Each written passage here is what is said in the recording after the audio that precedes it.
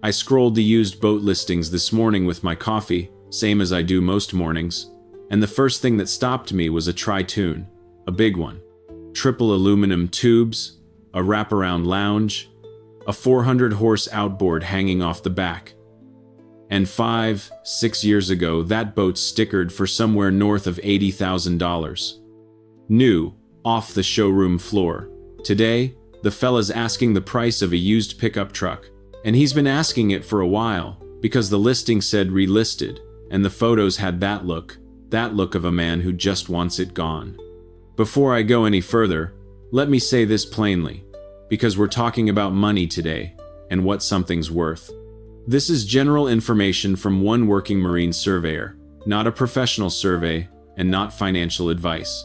Always have a boat independently surveyed and inspected before you buy. Now, here's the thing about that $80,000 pontoon sitting on the back lot.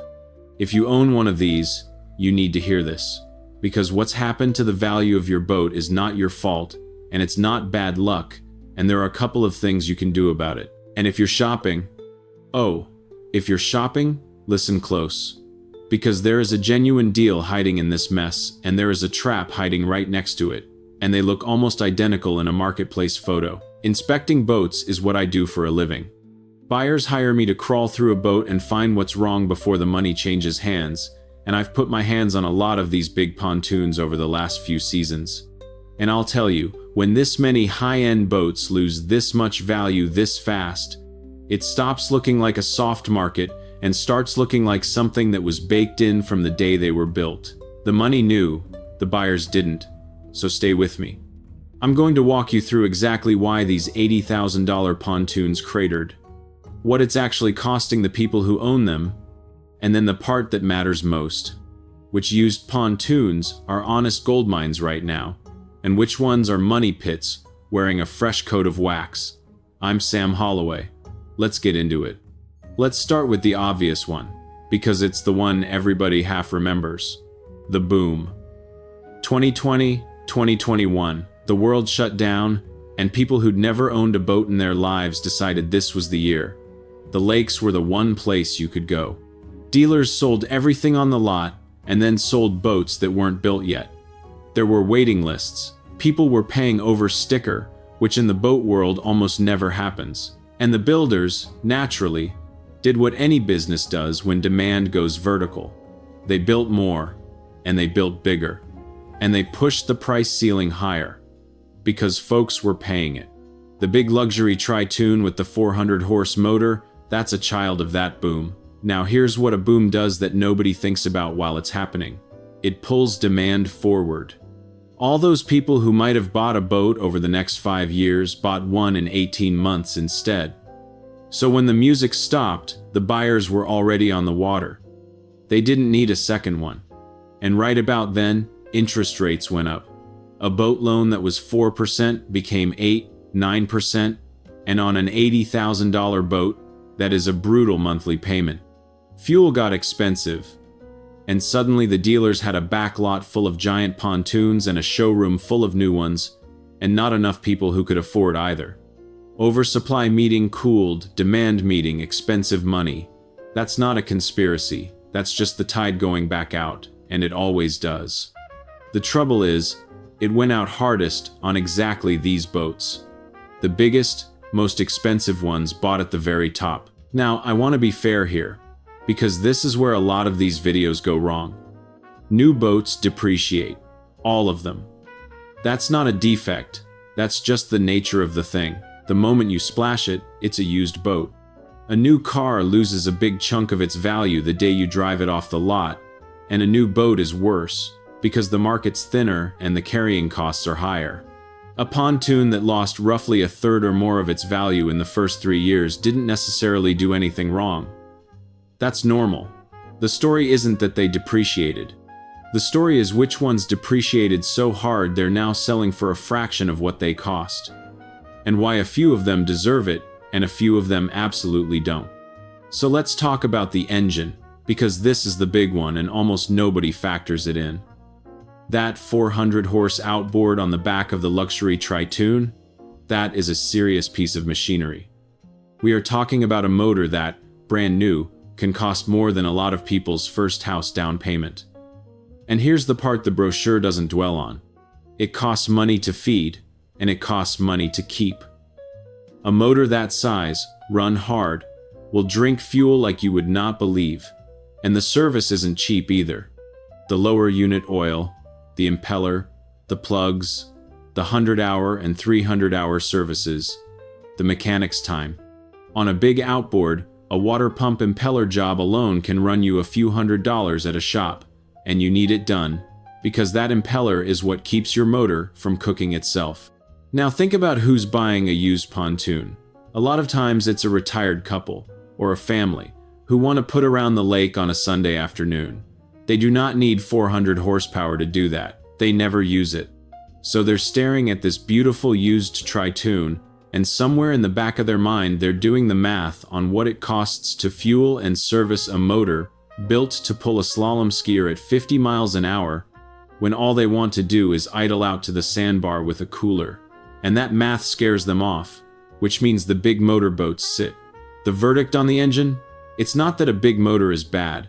It's that a big motor on a leisure boat is a cost nobody priced in, and it's a huge reason these particular pontoons lost their buyers. If you've got the use for it, fine. Most people don't. Alright, the tubes. This is the one I want you to really pay attention to, because this is the one that separates a gold mine from a money pit, and it's the one I get hired to find.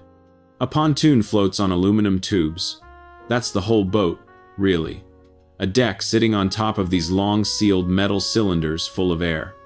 And here's what most folks never think about. Aluminum corrodes. It does. People think aluminum doesn't rust, and they're sort of right. It doesn't rust like steel, with that orange flaking. But it corrodes, and in the wrong water, it corrodes fast. Now I had this backwards myself early on, I'll be honest. When I was greener, I figured if a tube wasn't visibly leaking, it was fine. I learned the hard way that's not how it works. Salt water and brackish water are the killers here. A pontoon that's lived its whole life in fresh water on a clean inland lake, the tubes can be in beautiful shape after 15 years. But take that same boat and run it in salt, or in the brackish water where a river meets the sea, and that aluminum starts pitting. You get galvanic corrosion where dissimilar metals meet underwater. You get the welds getting attacked, and then you get the one that ends the boat, the waterlogged tube. A tube is supposed to be sealed and full of air. If it gets a pinhole, a bad weld, a corroded through spot below the waterline, it slowly takes on water. And a pontoon riding low on one corner, dragging a tube full of water, sitting at a funny angle at the dock, that boat is telling you something expensive. Here's the part the dealer won't volunteer. There's often no cheap fix for a waterlogged or badly corroded tube. You're potentially looking at pulling it, having a welder cut into it, sometimes replacing a whole tube. That can run into the thousands. On an old pontoon that's only worth a few thousand to begin with, a bad tube is the end. That's a parts boat.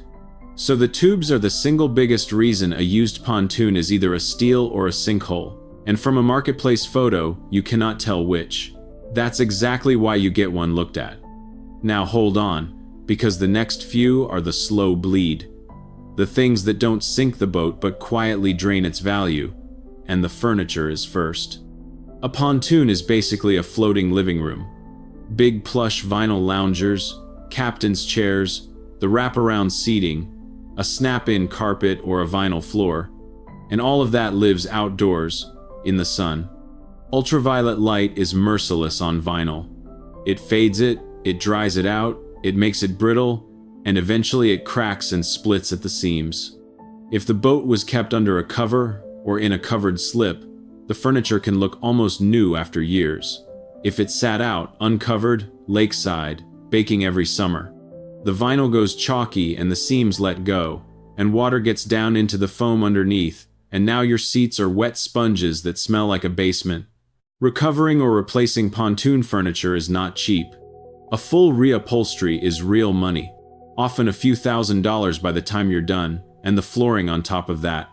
So two identical model pontoons, same year, can be $10,000 or $15,000 apart in real value, based on nothing but whether somebody bought a cover and used it. The cover is the cheapest insurance in boating, and half the people don't bother. Then there's the electronics, and this one ages faster than anything. The big luxury pontoon from the boom years came loaded. The touchscreen at the helm, the premium stereo with the tower speakers, the LED lights, the digital gauges, and all of that is wonderful right up until it's 5 years old, at which point it's dated, and the second it breaks, the bill is ugly. A helm touchscreen that fails can be hundreds to well over $1,000 to replace, and sometimes the unit's been discontinued and you're hunting for one. The fancier the boat was when it was new, the more there is to go wrong, and the more it costs when it does. A simpler pontoon, with basic gauges and a basic stereo, there's just less to break. The verdict here is one I'd write on a survey report. Complexity is a liability on a used boat. Every screen and every gadget is one more thing that's going to fail on somebody. And it usually fails on the second or third owner. That's you. And the last quiet one, before we get to the good news. The trailer and where you keep it. A big tritoon is a big object. To trailer one, you need a tandem axle trailer rated for the weight. You need a truck that can actually pull it, and you need somewhere to put it. A lot of these giant pontoons never get trailered at all because it's such a production. They live in the water all season, which means a slip, which means slip fees, and they get hauled and shrink-wrapped and stored every winter up north, which is more money. Storage and a slip on a boat that size can run you thousands of dollars a year before you've burned a drop of fuel. And when somebody goes to buy it used and adds up the slip, the haul out, the winter storage, the insurance, the fuel for that big motor, that's the moment a lot of buyers quietly close the listing. The boat didn't get more expensive. The true cost of owning it just finally got added up, out loud. So that's the why. The boom and the bust, the thirsty motor nobody needed, the tubes that can end the boat, the vinyl that bakes, the electronics that date, and the carrying costs that pile up. Now, the part I actually came here for. The deal and the trap. Because here's the good news in all of this, and it is genuinely good news if you're patient. This crash didn't just punish the boats that deserved it. It dragged down a lot of good, honest pontoons right alongside them. And that is where a smart buyer makes out. Let me tell you about the boat that's an actual gold mine right now. The surveyor who taught me a lot of what I know, an old yard hand named Earl Hatch, he had a line he'd use on buyers who came in chasing the biggest, flashiest boat on the lot. He'd say, the boat that holds its value is the boat the next fella can actually afford to run. And he was dead right, and it's truer now than ever. The gold mine is the well-kept, mid-size pontoon with a sensible mid-range motor that's lived its whole life in freshwater and spent its nights under a cover. Something in the, say, 20-foot to 24-foot range, with 150, maybe a couple hundred horse motor at most. Enough to get up and go, not enough to bankrupt you at the fuel dock. A boat like that, from the same soft market, you can buy for a fraction of new, and the tubes are clean, the furniture's tight, the motor's a known quantity that any mechanic can service for sane money. That boat will give you 10, 15 good seasons, and it'll hold its value from here. Because there's a deep, hungry market of regular families who want exactly that and not a 400-horse monster. That's the deal. You're letting somebody else eat the depreciation, and you're buying the boat at the bottom of its curve, in good shape. Now the trap, because it's right next to the deal and it'll cost you everything you think you saved, the trap is the same kind of bargain. But it lived in salt or brackish water, or it sat out uncovered, or it's got the big complicated motor and the screens. It looks like a steal in the photos. Low price, big boat, lots of features. And it is a steal. Just not the way you'd hope. It'll steal your weekends and your wallet for years. The corroded tubes, the wet furniture, the dead touchscreen, the thirsty motor that needs a few thousand in deferred service the seller never mentioned. You save 20 grand on the sticker and you spend 25 fixing what's wrong. I've watched it happen to good people. So here's how you tell them apart, and this is the actual checklist I'd run on a used pontoon. in order. First, the tubes. Get down low, or better, see it out of the water if you possibly can. Look for pitting, look for corrosion, run your eye along every weld seam, especially the underside. Ask the seller, point blank, has this boat ever been in salt or brackish water? And then look at the tubes to see if he's telling you the truth. Because the metal doesn't lie even when people do. Push down on each corner at the dock. Does it sit level, or is one tube riding low like it's carrying water? A waterlogged tube is the deal killer. That's the line on the survey report that ends it. Second, get under the deck. The underside of a pontoon is where the truth lives. The cross members, the welds, the brackets that hold the deck to the tubes. Corrosion and stress cracks down there are a much bigger deal than a faded seat up top. Third, the motor hours and the service history. Ask for the hours, ask for receipts, and on a big outboard especially, find out when the impeller and the lower unit oil were last done. Because deferred maintenance on a big motor is a stack of bills waiting for you. Have a mechanic do a compression check before you buy. It's cheap insurance against a tired powerhead. Fourth, the upholstery and the floor. Press on the seats, look in the seams, smell the foam. Wet, musty foam means water's been getting in for a while. And lift the floor covering at a corner if you can to see what's underneath. None of that is hard, most of it is free. And it is the entire difference between the gold mine and the money pit. Now, I'll be straight with you on the limits here, because I always will be. I can't give you an exact depreciation percentage on these boats, and you should be suspicious of anyone who throws a precise number at you, because nobody publishes clean resale data on used pontoons the way they do on cars. There's no hard book that tracks every model. What I can tell you is the pattern I see, boat after boat, season after season. The big expensive ones lost a big chunk of their value, faster than the sensible ones. And the saltwater and uncovered ones lost the most of all. And I'll defend the pontoon while I'm at it, because plenty of people online sneer at them. A good pontoon is one of the most honest, useful, stable, family-friendly boats you can own.